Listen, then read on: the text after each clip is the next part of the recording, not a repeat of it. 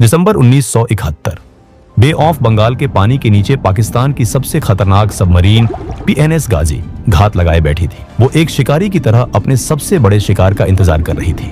भारत का सबसे ताकतवर aircraft carrier INS Vikrant Pakistan का प्लान था। जैसे ही आईएनएस विक्रांत अपने बेस से बाहर समंदर में निकलेगा, गाजी उसे अपने टॉर्पीडो से उड़ा देगी।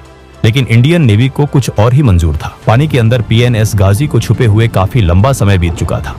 सबमरीन के अंदर ऑक्सीजन की कमी होने लगी थी। अंदर बैठे पाकिस्तानी सैनिकों का दम घुट रहा था। इसलिए मजबूरी में गाजी के कैप्टन ने एक फैसला किया। उन्होंने फ्रेश एयर के लिए सबमरीन को पानी के ऊपर ले जाने का ऑर्डर दिया। सबमरीन धीरे धीरे ऊपर जाने लगी, लेकिन ऊपर पहुंचकर जैसे ही कैप्टन ने सबमरीन के टेलीस्कोप से बाहर देखा, उनके होश उड़ गए। भारत का डिस्ट्रॉयर शिप आईएनएस राजपुत पूरी स्पीड से सीधा उनकी ही तरफ चला आ रहा था। इसे देखकर कैप्टन बुरी तरह घबरा गया। उसने चीखते हुए तुरंत सबमरीन को वापस पानी के नीचे ले जाने का ऑर्डर दिया, लेकिन तब तक बहुत देर हो चुकी थी। दोस्तों, इस वीडियो में हम आपको बताएंगे कि कैसे भारत ने पाकिस्तान के पीएनएस गाजी को अपने बिछाए जाल में फंसाया, कैसे गाजी खुद ब खुद भारत के चंगुल में आ गई और कैसे इंडियन नेवी ने आईएनएस विक्रांत को बचाने के लिए एक ऐसा शानदार मास्टर प्लान बनाया जिसने पाकिस्तान की इस खतरनाक सबमरीन को हमेशा के लिए समंदर में दफन कर दिया।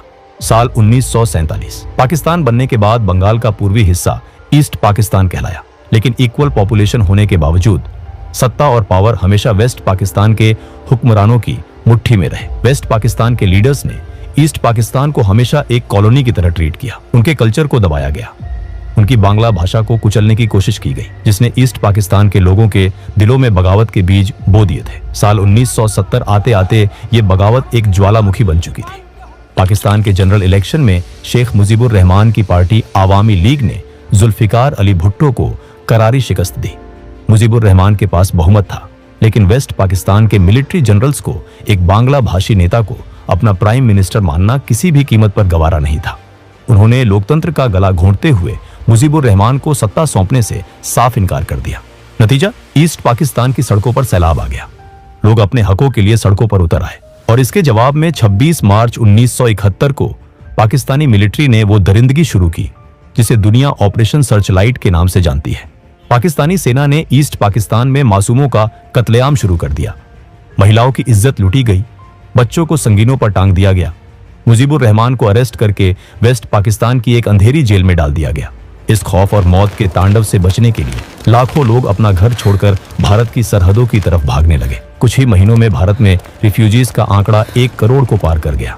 भारत चुप नहीं बैठ सकता था। प्राइम मिनिस्टर इंदिरा गांधी ने पूरी दुनिया, खासकर अमेरिका और वेस्टर्न कंट्रीज के दरवाजे खटखटाए, लेकिन कोल्ड वॉर के उस दौर में अमेरिका पाकिस्तान की पीठ थपथपा रहा था। इंदिरा गांधी जल्द से जल्द पाकिस्तान पर मिलिट्री एक्शन लेना चाहती थी। अप्रैल 1971 में उन्होंने army chief general Sam Manekshaw को अपने ऑफिस में बुलाया। इंदिरा गांधी ने उनसे कहा, सैम, मैं चाहती हूं कि हम अभी ईस्ट पाकिस्तान में कदम रखें। सैम मानेकशॉ ने कहा, प्राइम मिनिस्टर, अगर हम अभी युद्ध में उतरे तो हार निश्चित है। मानेकशॉ ने एक नक्शा खोला और उंगली रखते हुए समझाया, मैडम, मानसून सिर पर है, ईस्ट पाकिस्तान की नदियां उफान पर होंगी, पूरा इलाका कीचड़ और बाढ़ में तब्दील हो जाएगा। हमारे टैंक्स और तोपें उस दलदल में फंस जाएंगी। मेरी फौज लड़ने से ज्यादा बाढ़ से जूझ रही होगी। मुझे सर्दियों तक का वक्त दीजिए, मैं आपको गारंटी देता हूं, जीत हमारी होगी। इंदिरा गांधी ने एक जीनियस मिलिट्री कमांडर की बात मान ली।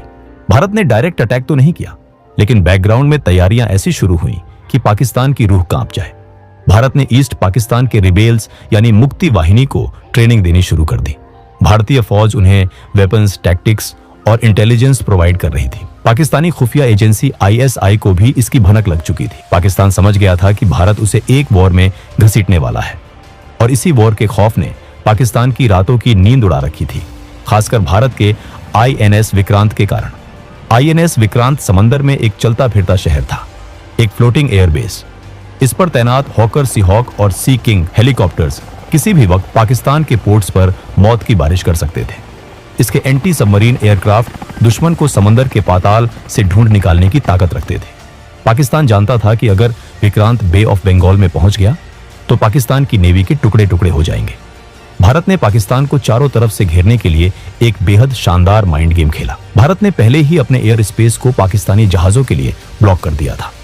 अब वेस्ट पाकिस्तान से ईस्ट पाकिस्तान जाने के लिए पाकिस्तानी प्लेन्स को श्रीलंका का लंबा चक्कर काटना पड़ रहा था। इसके बाद इंडियन नेवी ने ईस्टर्न फ्रंट से पाकिस्तान का ध्यान भटकाने के लिए वेस्टर्न फ्रंट पर अपनी एक्टिविटी बढ़ा दी। Pakistani navy chief vice admiral Muzaffar Hasan इस जाल में फंस गए। उन्हें लगा भारत कराची पर हमला करेगा, इसलिए उन्होंने अपनी पूरी नेवल पावर को वेस्ट की तरफ लगा दिया। ईस्टर्न फ्रंट यानी बे ऑफ बंगाल में पाकिस्तान के पास गिने चुने जहाज रह गए। यहीं पर इंडियन नेवी ने अपना अगला मोहरा चला और बे ऑफ बंगाल में एक फुल नेवल ब्लॉकेड लगा दिया। ईस्ट पाकिस्तान पूरी तरह से कट चुका था। वहां फंसी पाकिस्तानी सेना को ना हथियार मिल रहे थे, ना राशन। इधर INS विक्रांत, जो कुछ समय से टेक्निकल इश्यूज से जूझ रहा था, अब पूरी तरह रिपेयर हो चुका था। वो ईस्टर्न नेवल कमांड में अपनी फ्लीट के साथ तैनात था। 8 नवंबर 1971 को पाकिस्तानी नेवी के रियर एडमिरल अब्दुल वाहिद ने PNS गाजी के कैप्टन जफर मोहम्मद खान को एक सीक्रेट ब्रीफिंग के लिए बुलाया। वाहिद ने कहा, कैप्टन जफर, तुम्हारे मिशन का नाम INS विक्रांत है। इसे ढूंढो और इसे तबाह कर दो। जो भी हो जाए, विक्रांत जिंदा नहीं बचना चाहिए। गाजी के सभी नौसैनिकों की छुट्टियां तुरंत कैंसिल कर दी गई। सबमरीन में टॉर्पीडो और माइंस लोड किए गए। पाकिस्तान का सबसे खूंखार शिकारी अब बे ऑफ बंगाल की तरफ निकल चुका था। लेकिन समंदर के नीचे चल रही इस हलचल को इंडियन नेवी बहुत पहले ही भांप चुकी थी। चटगांव में पाकिस्तानी नेवल अथॉरिटीज के बीच इंटरसेप्ट किए गए एक छोटे से मैसेज ने भारत को अलर्ट कर दिया था। उस मैसेज में एक स्पेशल ग्रेड लुब्रिकेशन ऑयल की डिमांड की गई थी। एक नेवल ऑफिसर ने अपने सीनियर से कहा, सर, ये ऑयल सिर्फ माइन स्वीपर्स या सबमरीन्स में यूज होता है और पाकिस्तान की कोई भी normal submarine bay of Bengal तक आने की रेंज नहीं रखती। इसका सिर्फ एक ही मतलब है, PNS गाजी हमारी तरफ बढ़ रही है। ईस्टर्न नेवल कमांड के वाइस एडमिरल नीलकंठ कृष्णन एक जीनियस स्ट्रेटेजिस्ट थे। उन्होंने तय किया कि गाजी को हम नहीं ढूंढेंगे, बल्कि गाजी खुद हमारी बिछाई हुई मौत के जाल में चलकर आएगी। हम विक्रांत को समंदर से गायब कर देंगे। एडमिरल कृष्णन ने अपने कमांडर से कहा, गायब? लेकिन कैसे सर? विक्रांत को अंडमान की सीक्रेट लोकेशंस पर भेज दो। उसकी जगह विशाखापट्टनम पोर्ट पर हम अपना INS राजपूत खड़ा करेंगे। राजपूत विक्रांत के कॉल साइन और रेडियो फ्रीक्वेंसी का इस्तेमाल करेगा। हम पाकिस्तान को यकीन दिलाएंगे कि राजपूत ही विक्रांत है। INS राजपूत एक गाइडेड मिसाइल डिस्ट्रॉयर था, जिसके कमांडर इंद्र सिंह थे। एडमिरल कृष्णन ने इंद्र सिंह को अपने पास बुलाया। इंद्र, मैं तुम्हें शेर के मुंह में एक चारे की तरह डाल रहा हूं।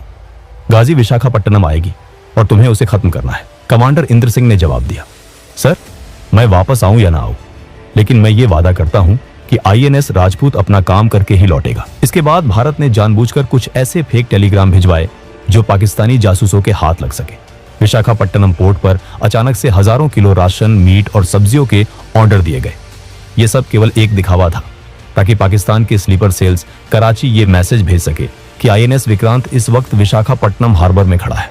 23 नवंबर को कैप्टन जफर के पास पाकिस्तान से मैसेज फ्लैश हुआ, target is at Visakhapatnam, proceed for the kill. Captain Zafar एक मुस्कान के साथ गाजी को विशाखापट्टनम की तरफ मोड़ चुके थे। उन्हें लग रहा था कि वो इतिहास रचने जा रहे हैं, जबकि असलियत में वो मौत के कुएं में छलांग लगा रहे थे। 1 दिसंबर की सर्द रात के 11:40 PNS गाजी बेहद खामोशी से विशाखापट्टनम पोर्ट के नेविगेशनल चैनल के पास पहुंच चुकी थी। समंदर की गहराइयों में छुपी ये सबमरीन भारत के लिए एक बड़ा खतरा थी। कैप्टन जफर ने फैसला किया कि वो पोर्ट के मुहाने पर घात लगाकर बैठेंगे और विक्रांत के बाहर आने का इंतजार करेंगे। लेकिन सबमरीन के अंदर के हालात अब बद से बदतर होने लगे थे। लगातार कई दिनों तक अंडर वाटर रहने की वजह से PNS गाजी के अंदर ऑक्सीजन का लेवल गिर रहा था और हाइड्रोजन गैस का लेवल खतरनाक हद तक बढ़ चुका था। गाजी के मेडिकल ऑफिसर ने कैप्टन जफर को चेतावनी दी, कैप्टन, अगर हम कुछ देर के लिए सतह पर नहीं गए तो क्रू दम तोड़ देगा। कुछ सैनिक खून की उल्टियां कर रहे हैं। जफर दुविधा में फंस गए थे। दूसरी तरफ समंदर के ऊपर INS राजपूत मौत का फरिश्ता बनकर गश्त लगा रहा था। कमांडर इंद्र सिंह ने अपने जहाज की सभी लाइट्स और नेविगेशनल एड्स बंद कर दिए थे। वो बिल्कुल साइलेंट मोड में एक शिकारी की तरह उस इलाके में मंडरा रहे थे। 3 दिन बीत चुके थे, लेकिन गाजी का कोई सुराग नहीं था। 3 दिसंबर 1971 शाम के करीब 5:40 पर पाकिस्तानी एयरफोर्स ने बौखलाहट में भारत के एयरफील्ड्स अंबाला, जोधपुर, पठानकोट और श्रीनगर पर अंधाधुंध एयर स्ट्राइक शुरू कर दी।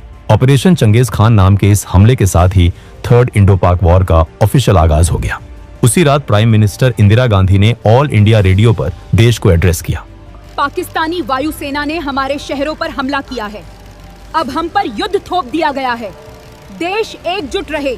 इधर विशाखापट्टनम के समंदर में हलचल तेज हो गई। INS राजपूत को भी तुरंत वहां से निकलकर मेन फ्लीट को ज्वाइन करने के ऑर्डर्स मिल गए। इंद्र सिंह अपनी ड्यूटी पूरी कर राजपूत को पोर्ट से बाहर निकाल रहे थे।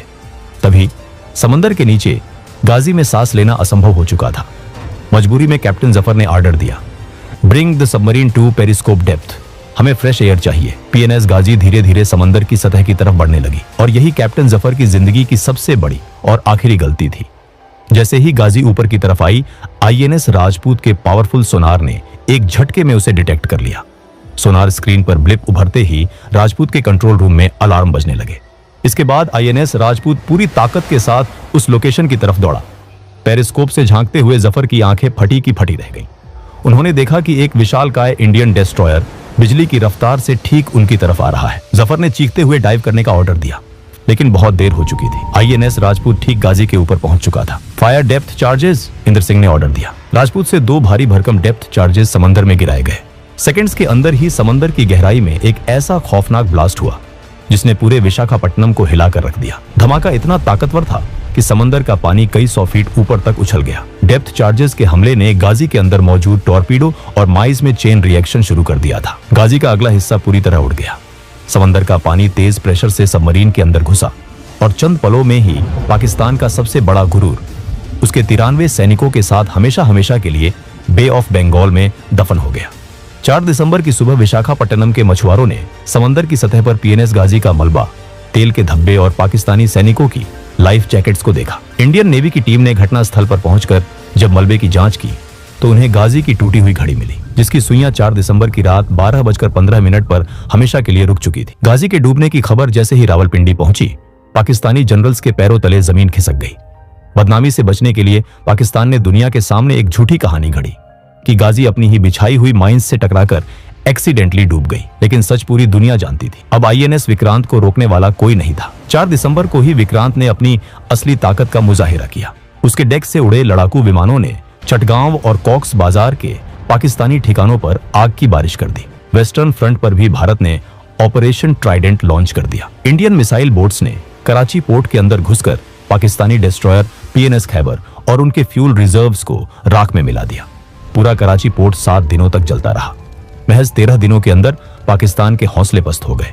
16 दिसंबर 1971 को पाकिस्तानी फौज के जनरल नियाजी ने अपने 93,000 सैनिकों के साथ इंडियन आर्मी के सामने घुटने टेक दिए। ये दूसरे विश्व युद्ध के बाद दुनिया का सबसे बड़ा सरेंडर था और इसी के साथ दुनिया के नक्शे पर एक नए आजाद मुल्क का जन्म हुआ, बांग्लादेश। आईएनएस विक्रांत का शिकार करने निकली पीएनएस गाजी आज भी विशाखापट्टनम के पास समंदर की गहराइयों में एक खामोश कब्र बनकर सो रही है। दोस्तों, वीडियो पसंद आया हो तो वीडियो को लाइक जरूर करें और ऐसे ही और वीडियोस देखने के लिए हमारे चैनल को भी सब्सक्राइब करें। तब तक के लिए जय हिंद, जय भारत।